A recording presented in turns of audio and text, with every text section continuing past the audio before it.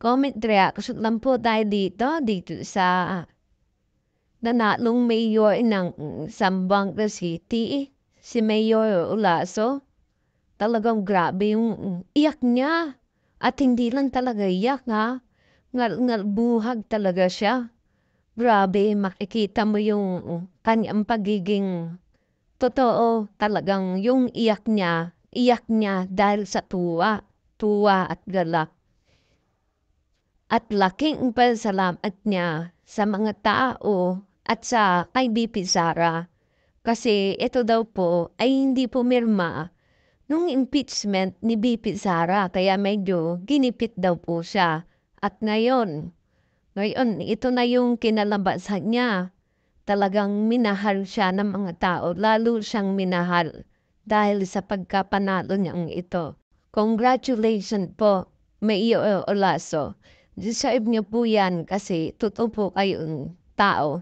Kahit hindi ko naiintindihan yung sinasabi niyo, pero yung iyak niyo po, yun yung yun yung nagliliwanag at yun yung pagpapasalamat talaga ng totoo. Ito po ha, panoorin po natin. Yung support nga natin until the last minute.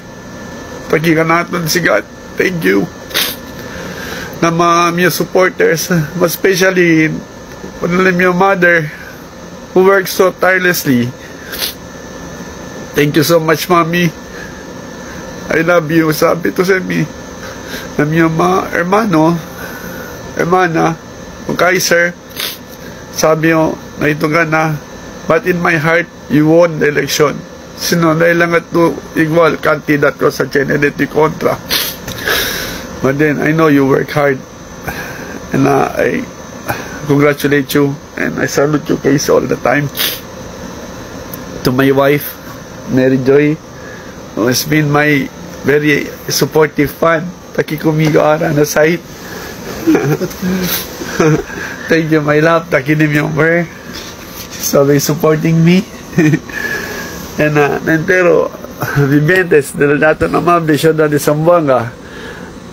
Gracias, especially ko nila daton former city mayor, congressman, mayor Celso Lobregat.